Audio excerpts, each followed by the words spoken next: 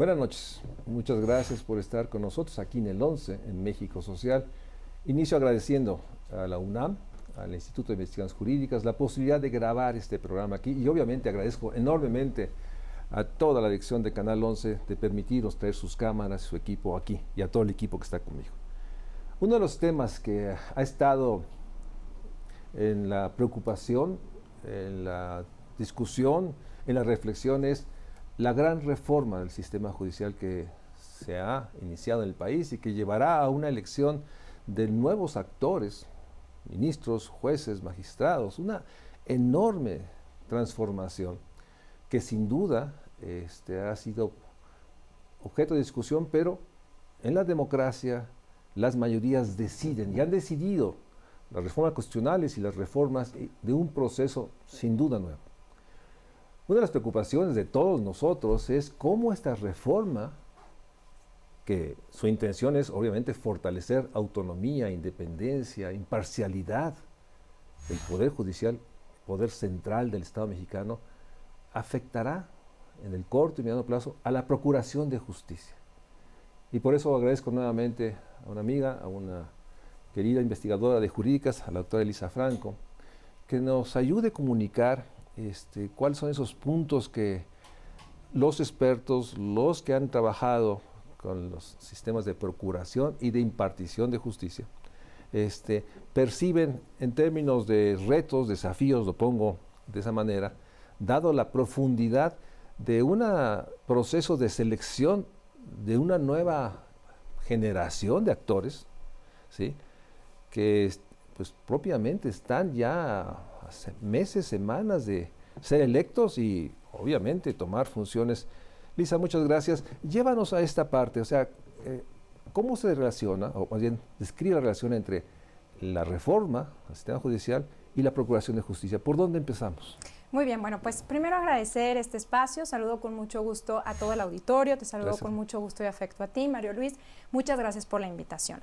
Bueno, me gustaría hacer algunas precisiones. Primero, es que esta reforma realmente no es una reforma completa en materia de justicia, es una reforma al Poder Judicial. Se deja de fuera uno de los problemas más graves, que es el de la investigación, el cómo están funcionando las fiscalías. Entonces, para poder analizar cómo va a impactar esta reforma a las víctimas de violaciones a derechos humanos, particularmente a las víctimas de graves violaciones a derechos humanos, como es la trata de personas, me parece que es importante que distingamos en esos dos elementos. Primero, que no es una reforma que toca a la parte de investigación que le toca a las fiscalías, sino únicamente al Poder Judicial. Como bien señalaste al inicio, es una reforma que modifica la manera en que conocemos en México la impartición de justicia, sin lugar a dudas. Hay distintos elementos que me gustaría puntualizar de la reforma. Quizá lo más conocido sea la elección de las juezas, jueces, ministros, ministras, magistradas, magistrados. Pero la reforma va más allá de la elección. Tiene un desafío muy importante, que es una preocupación, y conecto de manera directa con las víctimas de violaciones a derechos humanos, y es que se va a perder 30 años de una profesionalización de carrera judicial. Porque esta nueva manera de elegir a las juezas, jueces y magistrados, magistradas, quizá me gustaría centrarme más ahí y no tanto en la Corte, porque realmente son pocos los casos que llegan a la Suprema Corte de Justicia de la Nación. No le resto importancia, pero sí para las víctimas de violaciones a derechos humanos, su contacto son las y los jueces de distrito.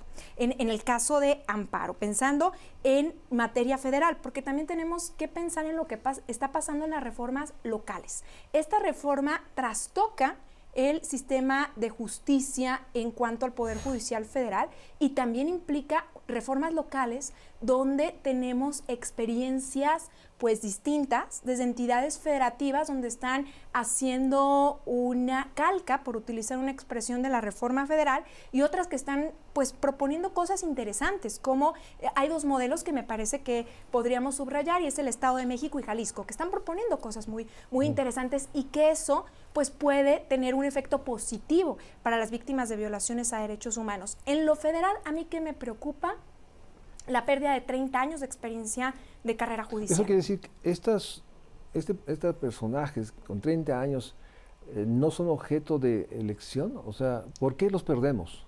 Bueno, qué buen punto, Mario Luis, porque en efecto pueden ir a la elección. Pueden participar. Pueden participar, por supuesto. El tema, Mario Luisa, acá que tenemos que analizar es que pues va a ser un modelo distinto. Por eso me refiero a 30 años que se van a perder. Es una expresión, pues quizá que muy general. O sea, no la experiencia personal, es toda una manera de construir. Un sistema, exacto. La manera de construir y la manera de llegar a ser titular de un órgano, o ser juez o jueza o magistrado o magistrada, porque ahora va a ser a través de elección. ¿Y aquí cuál es la preocupación? Bueno, pues que se convierten en actores políticos.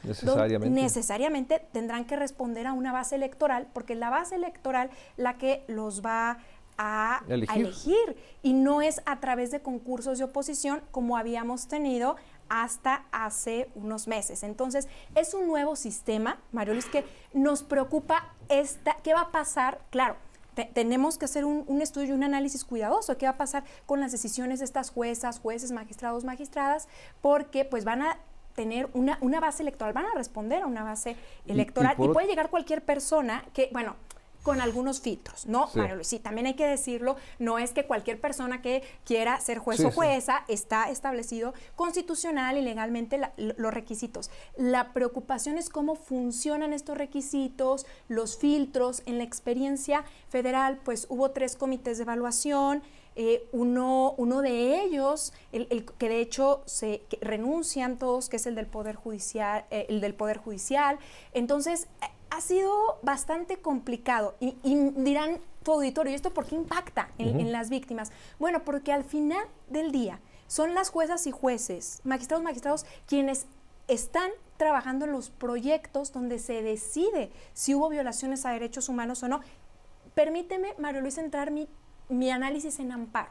Pensar en es ese juez o esa jueza quien va a decidir si hubo una violación a un derecho humano reconocido en la Constitución o en algún tratado internacional o no. Entonces, por eso pues necesitamos a personas con un conocimiento técnico profundo. Tú decías, bueno, pues quien está en el Poder Judicial puede ir a la boleta, ya obedecer a una dinámica distinta a la de un concurso de oposición, pero también puede ser que ese juez o esa jueza que tiene carrera pues no gane la boleta y gane una persona que tenga pues otros atributos, conocimientos de manejo de redes, de otras cosas. Sí. Pero bueno, déjame, o sea, esto impacta todo.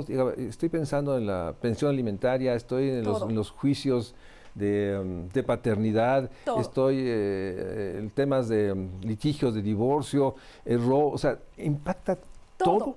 Todo, o sea, porque son todos los jueces y juezas quienes van a funcionar así. Ahora bien, tú bien señalabas, estamos a unas semanas de esta elección, se eligen a la mitad. La otra mitad va a ser en 2027, va a mantener sus funciones. Cuando hablas de mitad, ¿estamos hablando de cuántas gentes? ¿Cuáles son las mitades de qué? No, bueno, es que imagínate, pensando solo en el análisis de Poder Judicial Federal, son casi 8,000 personas las que están como titulares pensando en juezas, jueces, magistrados, magistradas. Entonces, estamos hablando en la historia de ninguna democracia reciente ha habido un ejercicio como este. Entonces, pues, ¿qué impacto va a tener? Tenemos que analizarlo. La preocupación es, insisto, independencia judicial, la pérdida de este modelo de carrera judicial, que creo que por supuesto que era perfectible, no estoy diciendo que estuviera sin una coma que moverle, pero pues el modificar el sistema completamente de esa manera pues implica desafíos enormes. Déjame hacerte una pregunta antes del corte. ¿Ahorita qué está pasando? ¿Sigue operando como antes? O sea, la sensación es de que si hay una especie de como si hubiera detenido los procesos. O sea, ¿cómo está operando? Porque muchos ya saben que no van a participar, no van a seguir siendo. Otros ya renunciaron. O sea, ¿qué está pasando adentro? O sea, ¿siguen acumulándose expedientes o siguen transitando rápidamente los que tienen que sacar? ¿Qué pregunta tan oportuna, Mario Luis? Porque estamos viviendo un fenómeno que algunos y algunas le denominan justicia de secretarios. ¿Qué está pasando? Que muchos titulares frente a esta reforma renunciaron. Una reforma que implica que ellos pues no tengan las garantías de independencia judicial, que les permitan continuar con su trabajo. Otros jueces, juezas, magistrados, magistradas decidieron ir a la boleta, lo que es igualmente respetable, me parece, cualquiera de las dos decisiones. Pero ¿por qué hablamos de justicia de secretarios? Pues porque muchos de ellos ya renunciaron y entonces ahorita quienes están tomando las decisiones como titulares por ministerio de ley, porque si el magistrado o magistrada no se encuentra, por ley un secretario puede asumir esas funciones, o en el caso del juzgado igual, pues la mayoría de esos espacios frente a quienes ya renunciaron están ocupados por secretarios, secretarias. La justicia federal sigue funcionando.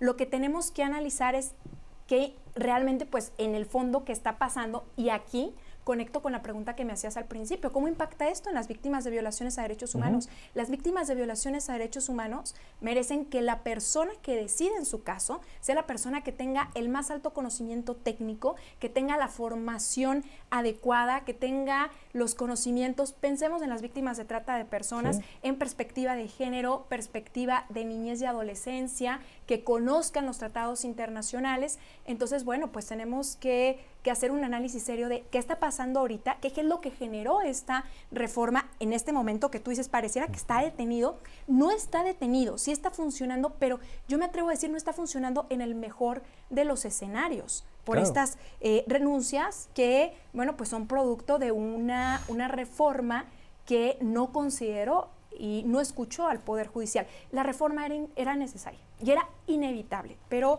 pues fue una reforma en la que no fue escuchado el Poder Judicial. Déjame hacer un corte y regresar, porque sin duda la reforma de esta parte del Poder Judicial está tocando vidas, está tocando derechos, está tocando, digamos, todos los tejidos sociales, está realmente teniendo un impactos que todavía no logramos dimensionar. Siempre la justicia ha tenido esto. Estamos en un proceso, se decretó por ley. Ahora tendremos que observar realmente cuál es el resultado, porque llegarán nuevos personajes a estos espacios fundamentales. No adelantemos juicios si tienen más o menos capacidades, pero son nuevos personajes que pasaron los filtros que se estableció en la ley. Ellos van a tener que procurar justicia y dar sentencia. Vamos a un corte y regresamos para seguir hablando de la enorme trascendencia y transformación que en este año está pasando en México.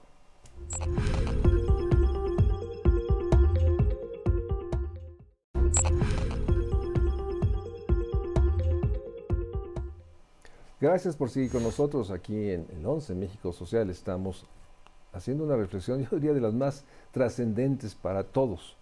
La reforma del sistema de justicia y la procuración, o sea, realmente el impacto que tiene. Y la doctora nos ha llevado en una necesidad de comprender la profundidad, la transformación. Llévanos, no sé si el tiempo, o sea, sé que en unas semanas habrá una elección. ¿Cuándo toman posesión? ¿Cómo es el proceso de, pues no sé, de empalme de lo que está en proceso? Porque llegan a escritorios, deja ponerlo así físicamente, donde hay una cantidad de expedientes donde los secretarios están pues, procesándolos, y pues ellos tienen de inmediato, porque hemos oído, se ha documentado, la enorme rezago que se tiene, porque ahí está atrapado otro tema, la otra reforma judicial, los juicios orales, ¿no? Que también es una reforma que está también en proceso. Entonces, ¿qué es lo que tú prevés en el próximo 4 o 5 meses? ¿Qué es lo que va a pasar? Está pasando. Bueno, vamos a tener una elección, como no ha habido, insisto, un precedente no solo en la historia de México. Pienso en otros países de América Latina, por ejemplo Bolivia, que tiene la elección de personas juzgadoras, pero no de todas las personas juzgadoras. Es que lo que está pasando en México, pues insisto, no tiene precedente. Vamos, en junio se va a elegir con varios elementos que no puedo dejar de decir que son de preocupación respecto a cómo va a ser la elección. Por ejemplo, Mario Luis, no se van a contar los votos como se hace normalmente, pues por los vecinos, vecinas, sino que se van a llevar las urnas, no se van a anular las boletas.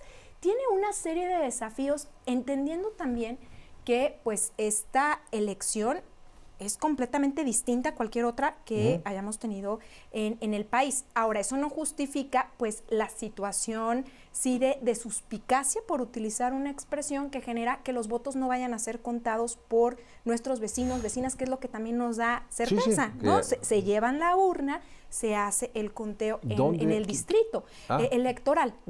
Entonces, pues desde ahí creo que hay una preocupación. No va a haber representantes de partidos, no va a haber representantes de jueces, de los candidatos, de los candidatos, las candidatas. ¿Sí? Entonces, pues eso genera preocupación por utilizar una expresión. Entonces, bueno, vamos a tener la elección y ya el INE nos va a decir quiénes son las personas que van a ocupar los cargos. La boleta también me parece que es inmanejable. El INE ha señalado cuál es el modelo de boleta por la cantidad de juezas, jueces, magistrados, magistradas que hay que elegir. Pues eso implica una complejidad desde lo electoral enorme. Vamos a tener, como tú bien señalabas, juezas y jueces que a partir de agosto van a estar ocupando estas funciones. Se aprobó ya, y permítanme compartir con ustedes un breve análisis sobre la ley de carrera judicial en el ámbito federal. El análisis que estoy haciendo, Mario Luis, es en lo federal, porque es lo que tenemos ya, vamos a decir, más avanzado. En lo local hay distintos niveles de avance respecto a esta elección de juezas y jueces. En esta ley de carrera judicial del Poder Judicial Federal, lo que señalan las y los legisladores es la posibilidad de que ese juez, esa jueza, pues lleve personas para ocupar el cargo de secretario, secretaria, para cubrir las vacantes, sin haber aprobado un examen. Lo que tienen que hacer es cubrir un curso que va a definir la Escuela Nacional de Judicial, que sustituye a la Escuela Federal de Formación Judicial, ahora la Escuela Nacional de Formación Judicial, un curso que pues todavía no sabemos cómo va a ser, porque justo está, ¿no?, en diseño. Y pues para mí ahí hay otro tema que tenemos que analizar, y es lo que tú decías. A ver, va a llegar esa persona a un espacio con miles de casos, porque también hay que decirlo, la justicia en México, las y los juzgadores están saturados de casos, y cada caso es importante. Y en cada caso está la vida de una persona. Entonces no puede ser visto como un mero número. Entonces van a llegar en una situación muy complicada, lo que ya decíamos, venimos de meses de justicias de secretarios, que insisto, las vacantes que pueden ser ocupadas por personas que cumplan los requisitos, ¿no?, establecidos en la ley, ser abogados, abogadas con determinada experiencia, pero que esa experiencia no necesariamente es en el ámbito judicial. Y eso es muy técnico. Entonces, Mario Luis, lo que tú dices, ¿qué va a pasar? Pues que vamos a tener una curva de aprendizaje que muy probablemente, esto es una hipótesis, no, pero bueno, yo creo que es razonable pensarlo, va a afectar en las víctimas de violaciones a derechos humanos. ¿Por qué? Bueno, pues porque va a llegar esa persona, si es que no viene de carrera judicial, a aprender, y aunque venga de carrera judicial, va a estar en un nuevo modelo, también a aprender, también en una curva de aprendizaje, y con un equipo que también quizá esté aprendiendo. Pongamos que en agosto llega esta persona, el nuevo juez, pasa su equipo, pasa el curso, lo instala, pero eso pasa en un proceso que está en continuo movimiento y acumulación, con un tema de recursos también. Entonces, déjame poner un escenario. El escenario es que si todo funciona bien, en este año habrá un nuevo grupo de personas que imparten justicia, que va a ser objeto de mucho escrutinio, porque no sé cuál sea la diferencia entre el voto 1, el que ganó, y el no ganó, si la diferencia es mínima, o si hay empates, tampoco sé qué pasa, ¿no? O sea,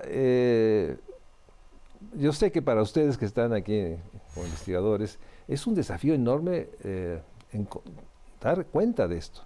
Pero lo que me gustaría es que nos lleve, si en agosto llega el nuevo titular de magistrado, etcétera, pongamos que pone un nuevo equipo, ¿cuál es la expectativa? ¿Que el próximo año otros 4,000, o sea, la otra parte? O sea, ese es un poco un proceso continuo de 25, 26. 25 y 27. Bueno, hay varios puntos, Mario Luis. El primero, del equipo, bueno, tenemos que ver qué equipo ya está ahí, y que las vacantes son las que puede cubrir, no es que pueda llegar a quitar, ¿no? Sí. Todo el despacho, ¿no? Creo que eso sí es importante señalarlo. Pero colocaste un punto en el que quiero focalizar la atención y es este escrutinio que van a tener las y los juzgadores que van a ser electos, y que es importante señalarlo, y esta, pues, duda respecto a la pericia que puedan o no tener para ejercer esa función, y que eso lleve a que las personas no judicialicen. Ese es un escenario muy, muy previsible, que van a ver, si yo no tengo las garantías de que voy a ser juzgado por un juez que sea imparcial e independiente, que son garantías básicas del debido proceso. Y pues que las personas digan, mejor no judicializo, y ahí tenemos que analizar qué va a pasar con, por ejemplo, los medios alternativos de solución de controversias. Creo que estos medios alternativos de solución de controversias van a tener, y de conflictos, van a tener un papel muy importante en nuestro país a partir de esta reforma judicial. Ya lo tienen, pues ya tienen un papel importante, pero que puede todavía tener una mayor relevancia frente a este escenario. Ahora, en 2027 ya tendría que estar este modelo funcionando, este modelo donde todas las personas titulares son electas y donde, pues, insisto, se desconoce la carrera judicial de 30 años, que en México hemos construido por 30 años. ¿Por qué se desconoce? Porque me pueden decir, a ver, Elisa, hay una ley de carrera judicial. Una ley de carrera judicial donde te topa a secretario o secretaria. No puede una persona decir, a ver, yo inicio desde prácticas profesionales y voy creciendo en el ámbito judicial, porque para poder ser titular tengo que ser electo o electa, y eso tiene un desafío importante, pues es contrario, ¿no?, a la propia construcción de carrera judicial. Entonces, en 2027 tendrá que estar funcionando este modelo en su totalidad. Creo que 2025 y 2026 nos van a dar la oportunidad de, si hacemos bien lo que nos toca también de este lado, es escrutar, ver qué es lo que está pasando con el acceso a la justicia. A mí me preocupa particularmente las víctimas de violaciones a derechos humanos, cómo se va a aplicar la perspectiva de género, el enfoque de niñez en los casos concretos, porque pues ciertamente ha habido un trabajo bastante, pues vamos a decir, que ha ido de manera escalonada creciendo en estos temas, y pues que implica que vamos a necesariamente a volver a empezar en estos temas, y yo estoy segura que las personas que llegan a ese juzgado, a ese tribunal, no se merecen que volvamos a empezar. Entonces, ¿qué vamos a hacer o qué podemos hacer para no perder esos 30 años? Es tan importante para mí, y créanme, ustedes lo han oído y escuchado y visto, la opinión de la doctora Elisa Franco, su capacidad de exposición se vuelve fundamental para comprender y tratar de entender la enorme importancia de lo que está pasando ahorita, y que sin duda está tocando proyectos de vidas, y lo que tenemos que es pensar realmente en todas aquellas personas que siguen pensando que a través del sistema de justicia pueden garantizar sus derechos, resarcir sus derechos. De eso estamos hablando. Gracias por acompañarnos. Gracias, Elisa. Como siempre, es un gusto saludarte y verte y escucharte. Buenas noches. Gracias, Mario Luis. Buenas noches.